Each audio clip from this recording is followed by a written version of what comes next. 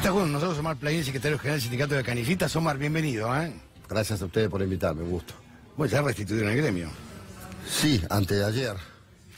Ahora, no se entiende por qué la justicia o se judicializan temas que son gremiales que se deben dirimir en la órbita del Ministerio de Trabajo. Bueno, esa es una arbitrariedad de un juez penal y criminal que no tiene competencia en el foro laboral. Esto es grave en términos de lo que dice el artículo 18 de la Constitución, que uno debe ser juzgado por los jueces naturales. Claro. Esa es una primera cuestión, pero no solamente eso. El haber cambiado la carátula de la causa para no darnos la prescripción, el haber intervenido el sindicato, el haber descabezado toda una comisión directiva. Sí, en realidad son varias las irregularidades que ha cometido el juez, pero bueno, también debo reconocer que la Cámara Nacional Penal, la Sala 2, a quien debo agradecer el fallo que ha tenido, que ha revocado toda la medida del juez, más allá que tendrá que seguir pesquisando en lo que él ha denunciado, porque en definitiva los propios que denunciaron, hoy dicen, tarde se acordaron de que no era la intención de ellos que intervinieran, el daño ya se hizo, con lo que implica, si bien fue corto el tiempo de intervención, porque debo agradecerle a mi gremio, a las abogadas, a la doctora Sandra López en particular, que han presentado una apelación excelente, y a los jueces de la Cámara Nacional Penal, que entendieron que esto era una arbitrariedad jurídica que afectaba a una organización que lo dicen todos los pactos internacionales, los dos convenios de la OIT, el 87 y el 98. Cada vez que un gobierno se entromete en la vida de una organización libre del pueblo, terminamos en estas circunstancias, afectando a miles. Pero usted no es el primero, Omar, más allá del Omar Suárez. No, claro. No, pero el SOMO está interveniendo hace cuánto, un año y pico. Una causa o está detenido, que se investigue, pero tienen derecho los trabajadores a tener una elección libre y democrática y elegir los propios trabajadores quién los debe conducir. Pero no es solamente el SOMO, es el SOMU, ha sido Canillita, el personal de seguridad de Urra, la FEIA de Tucumán, el Ingenio Ledesma de Azúcar de Jujuy, los allanamientos que hubo a gastronómicos, a camioneros, al sindicato de Carlos Acuña, de estaciones de servicio. ¿Por qué cree usted que...? Yo creo que es una serie de componentes. En primer lugar, nos preocupa en el movimiento sindical la actitud del Ejecutivo Nacional. Usted recuerde, si hacemos memoria, para los televidentes,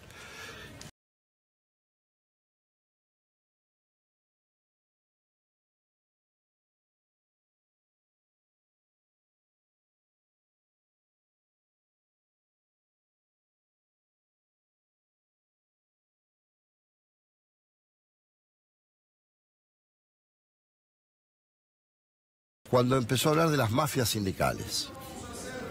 Luego, no conforme con eso, habló de las mafias de los abogados laboralistas y de los juicios laborales. No le alcanzó todo eso, intervenciones, allanamientos. Entonces, cuando usted hace todo este tipo de cosas desde el poder político, obviamente que puede alentar y envalentonar a algún juez, alguno, que toma estas actitudes. Ahora, dejemos en claro que el gobierno apunta hacia todo esto. Ahora, ha marcado a los trabajadores y a sus conducciones como enemigos. Ahora, ¿no es un apriete para modificar las condiciones laborales y lanzar una reforma laboral que precarizaría el trabajo? Yo lo dije claramente, que este es un intento de disciplinamiento con las intervenciones y con los allanamientos a los sindicatos de todo el espectro sindical. Y claramente también tiene que ver una concepción del gobierno. Porque este gobierno, fíjese usted, hay una definición de una sola palabra que define conceptualmente y filosóficamente a este gobierno, que ha dicho desde el comienzo el Ejecutivo Nacional: nosotros alentamos el emprendedurismo. Eso significa, es igual a individualismo, a no construcción colectiva. Y si tomamos lo que ha pasado en la región, en Brasil concretamente, esta reforma laboral brutal que se ha hecho, obviamente con un presidente que no llegó por el voto popular, sino por un golpe claramente de uno de los tres poderes, en la República Hermana de Brasil, claramente hay un intento de disciplinamiento brutal. Y lo dicen no solamente hablan de la reforma laboral, muchos funcionarios, hablan de la reforma previsional. Y acaba de decir algo tremendo, uno de sus candidatos, que ahora lo niega, pero el subconsciente lo traiciona, que es el exministro Bullrich, cuando dice todos los días metemos preso a un pibe. Sí, comparándolo con un metro de asfalto, una cosa... Bueno, es una cosa, a ver, no tiene parangón. Es difícil ponerle un calificativo porque uno podría decir algo impropio y estar a la misma altura de quien dice esto. Es una enormidad. Entonces, claramente hay un modelo que hasta ahora lo que ha generado es devaluación, inflación, miles de despidos como esta lista que yo tengo aquí, que es impresionante. Son 3 hojas de empresas que han despedido a lo largo de este año y medio. Suspensiones. Sí, 3 hojas tengo. Yo podría empezar por Atanó y terminar con Buenos Aires Herald. O con la minera de Cutralcó. Esto está claro, está acá arriba esto. Entonces, digo, devaluación. No hay un correcto una administración del comercio exterior, porque las importaciones han avanzado de una forma que eso aprieta a la producción nacional, a la pyme, Por eso, aquí están afectados el movimiento sindical, los trabajadores, afectados los más vulnerables, que no son los sectores informales, pero están afectadas las pymes y están afectadas las economías regionales. O sea, todo se concentra en ¿dónde? En la timba financiera. Hoy el negocio, ¿cuál es? Las LEVACs. Y además un gobierno y la que tasa ya... de interés, no solamente la tasa de interés, la LEVAC, ya nos hemos endeudado en 100.000 millones de dólares nuevamente. Ahora, ¿no nota que determinado sector, la CGT concretamente, está demasiado pasiva? Yo creo que nosotros estamos en un debate, y en un debate que debemos cerrar. Es cierto, como dice un compañero, hoy no hay un solo liderazgo que pueda concentrar, por lo menos en el movimiento obrero, a la totalidad de las expresiones sindicales. Y tendremos que hacer un debate muy fuerte internamente sobre el accionar con respecto a este gobierno. Porque usted ve que nosotros estamos... la CGT, se la ve muy pasiva, porque una movilización del 22 con esa lista de 3 páginas de gente despedida, bueno, esto luego Baldini era un paro. Esto es lo que está exigiendo la base por abajo, y yo vengo diciendo que nosotros tenemos que darle un debate. Si bien hicimos la unidad de un 80% del movimiento obrero nucleado en la CGT, hay sectores como la Corriente Federal o el MASA que no están. No. Bueno, nosotros tenemos que hacer un esfuerzo enorme para buscar resolver eso. Está claro, al cabo de casi un año, que el triunvirato tampoco logró una respuesta. Fue un intento, una buena intención, pero no ha logrado una respuesta, porque tenemos que debatir seriamente cómo vamos a continuar actuando de cara a este gobierno. Porque la base por abajo está unida en el reclamo. Está pidiendo un paro. Lo que yo planteo es la unidad por arriba, cómo la hacemos. Y en esto hay que despojarse de los egos, de los personalismos. Es difícil encontrar una síntesis porque no se logra un liderazgo de la noche a la mañana, pero sí debemos tener, a mi criterio y a mi organización, que hemos luchado duramente contra esta intervención, debemos tener un programa de la propia movimiento obrero, un programa socioeconómico y también un plan de lucha. Frente a un gobierno que deteriora la calidad del ingreso de los trabajadores todos los días. ¿Y sabe qué es lo peor? Que uno nota que la plata no alcanza. Mi plata es como que no vale. Uno va al mercado y la plata no vale. Llegan boletas de luz de 3.000, 2.500 pesos, 5.000 en un club de barrio, no la pueden pagar. O sea, se nota que la plata no vale. El peso argentino no vale nada. Antonio, están llegando boletas de gas de 4.500, 4.600 pesos a las casas de familia. 3.000 a mí. No le estoy diciendo ya a los clubes de barrio. O sea, le sumamos a todo lo que dije anteriormente, el tarifazo, la pérdida de poder adquisitivo, un gobierno que decía que la inflación iba a estar en el 17% y trataba de que nosotros cerráramos paritaria en ese marco que había planteado. Ya se consumió en los primeros 7 meses del año el 15%. Sí, con lo cual vamos a estar largamente arriba del 20%. Si no se queda corto con los alimentos, ¿no? Bueno, o sea, y los alimentos. Evidentemente este es un gobierno que después se ofende cuando le dice es un gobierno de ricos para ricos, porque claramente no hay un rol del Estado central. Ellos creen en el individualismo, creen en la filosofía del sálvese quien pueda, creen en el libre mercado, por eso hablan de emprendedurismo y no hablan de pleno empleo, de generar empleo, cómo generamos empleo en la Argentina. Ahora no lo vamos a generar abriendo las exportaciones como se abren. Mire, el primer sector afectado fue el nuestro, la gráfica. A las 48 horas de asumir este gobierno, abrió la importación de libros. Sí. Fue el primer sector afectado. Después le tocó al sector textil, al sector del calzado, al sector metal mecánico, y así podemos numerar una serie de situaciones que se vienen presentando. Los químicos, no sé, los químicos que tienen los químicos también. Serio. Y nosotros lo notamos. ¿Sabe por qué lo notamos, Antonio? Lo digo siempre. El canillita es un termómetro de lo que sucede en la sociedad. Sí, nosotros estábamos en todos los barrios. Sí. Y lo primero que sentimos nosotros, más allá del avance de la plataforma digital y la realidad... merma en la venta. la merma en la venta. Claro. A nosotros se nos cayó la venta del diario y la revista, porque ¿qué le dice el vecino al canillita? Mira, te dejo de comprar el diario, lo compro menos días, o ya no lo compro, no compro más la revista, porque entre leer un diario o comprar una revista, garantizo los alimentos en mi casa. Antes de que nos intervinieran, porque nosotros ya estábamos convocando a 48 horas de convocar un nuevo proceso electoral, yo estaba caminando por San Petersburgo y Puerta de Hierro. Esto es Avenida Crovara, La Matanza, que me gustaría que vayan los funcionarios del gobierno, ya que hacen timbreo, y le pregunten a los canillitas de esa zona, yo hablaba con una compañera y un compañero, y que me decían esto, vecinos que venían a mediados de mes a pedirle prestado al canillita, si le podía dar 50 pesos, 100 pesos, porque tenían problemas. Esto sucede en la Argentina de hoy. Entonces, si usted le pregunta a una persona cómo estaba hace un año y medio y cómo está hoy, le va a decir, hoy estoy mal. Ahora, como dijo usted, no me alcanza la plata. No alcanza. Y otros no tienen directamente. La plata no alcanza. Ahora, sí las bases notan una tibieza por parte de la dirigencia gremial, fundamentalmente en la CGT. Yo reconozco que hay un cuestionamiento. Y nosotros, Fuerte, nosotros tal vez, sí, es verdad, nosotros tal vez el 7 de marzo, que nació como una convocatoria de los sectores industriales de la CGT y que después tomó otra dimensión, que fue la famosa fecha del paro. Sí.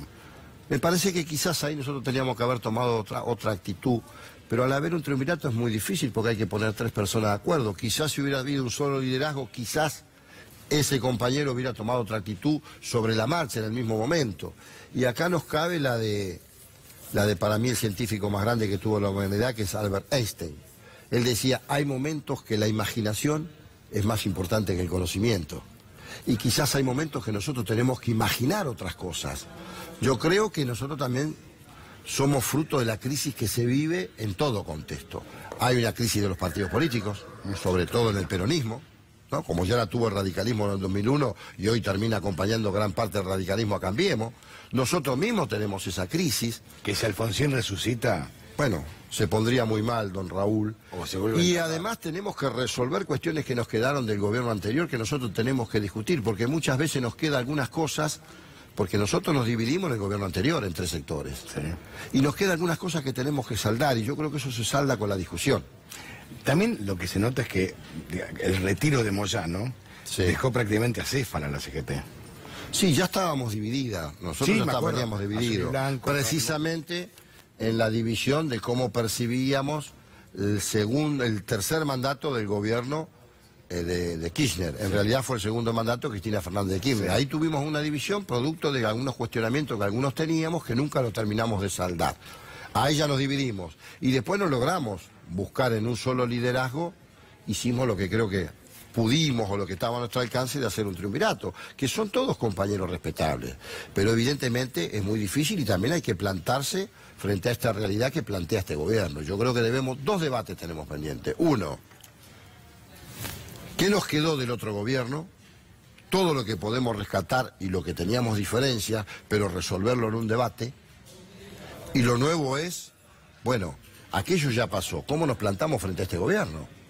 Porque mire, hay muchos gremios que fuimos afectados en esto de las intervenciones, que es un atropello total. Vuelvo a repetir, las organizaciones libres del pueblo se dan sus metodologías y su forma y no tiene por qué entrometerse un gobierno. Esto es gravísimo en un Estado de Derecho y le quiero decir más.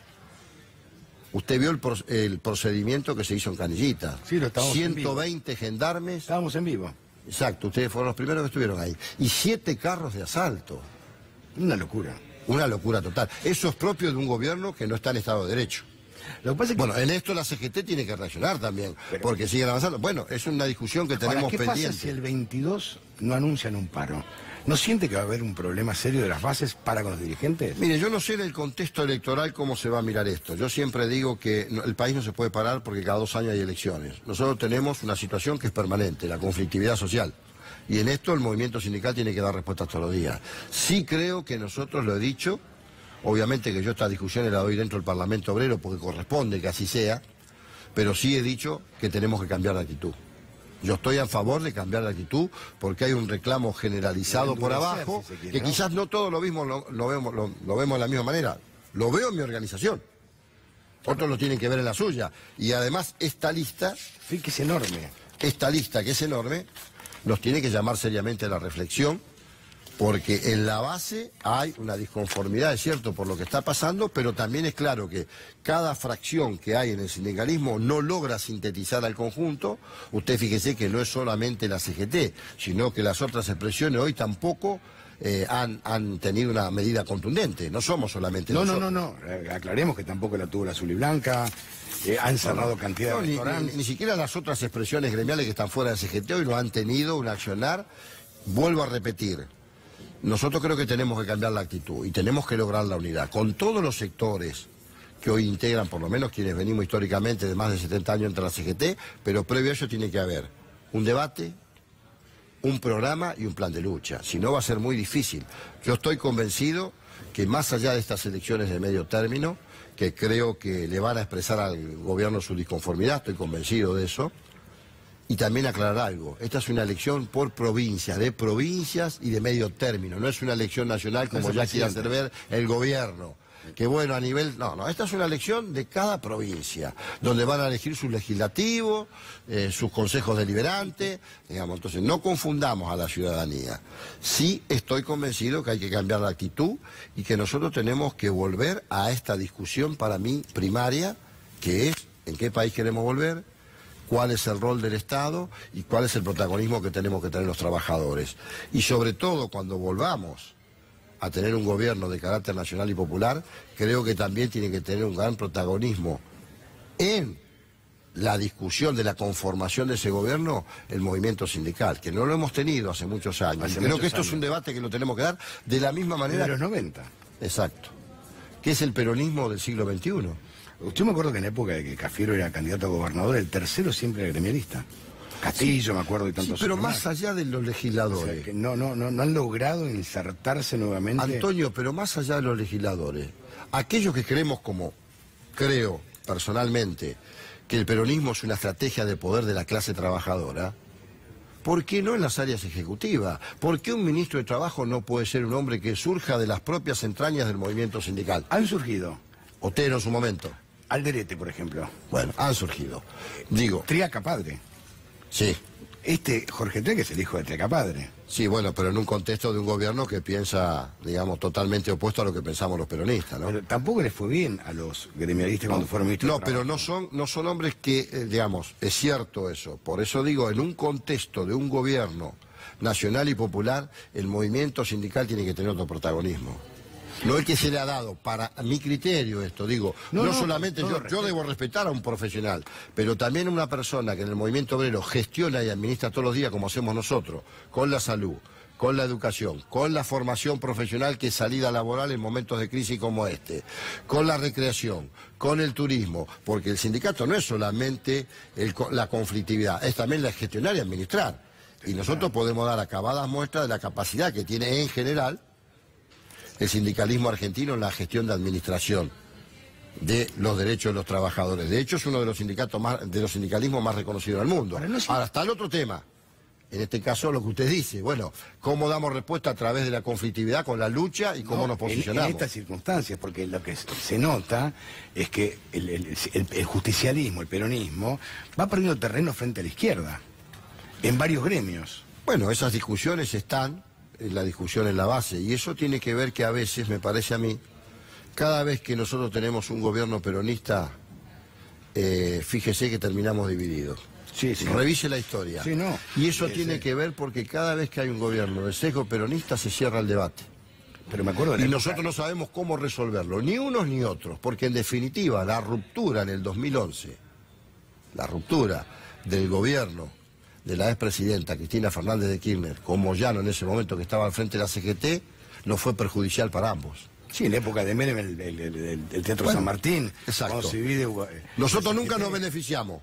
Y los gobiernos de tinte peronista tampoco se han beneficiado con eso, porque nunca más se pudo hacer una 9 de julio como hicimos en el 2011 con 600.000 trabajadores. Terminamos en manos de este gobierno de Cambiemos, que creo que fue más por algunos errores nuestros que por los aciertos de Cambiemos. Lo dije permanentemente esto. Bueno, pero esas cosas hay que revisarlas. Ahora bien, estamos en esta coyuntura. ¿Qué hacemos en esta coyuntura? Yo creo que tenemos que votar en favor de lo que está pidiendo la mayoría de los sectores populares, que es un voto en contra de este gobierno y a favor y en defensa propia. Y un plan de lucha está pidiendo y la CGT tiene que hacer un plan de lucha, por supuesto. Creo que el trabajador está pidiendo a gritos un plan de lucha. Estoy totalmente de acuerdo con eso. Basta de aumentos, sentarse, dialogar, porque si van a reformar la ley de trabajo y hace una reforma laboral como la que más o menos uno cree que va a ser, que sale a partir las vacaciones, 12 horas de trabajo, es volver al conservadurismo de la década del 30. Sí, Antonio, yo estoy convencido que eso no va a pasar, no puede pasar, y el movimiento sindical tiene que estar a la altura de las circunstancias, incluso la dirigencia política, que se referencia en el campo nacional y popular, y en particular en el peronismo, no puede permitir eso. Nosotros nacimos al calor del ascenso social y del protagonismo de los trabajadores. Lo que hoy denomina la expresidenta Unidad Ciudadana, el sujeto de derecho del ciudadano, fue para nosotros el trabajador en el ascenso social. Hoy lo plantea Cristina Fernández de Kirchner, el sujeto de derecho del ciudadano, tanto el trabajador en la base, el obrero, como el profesional.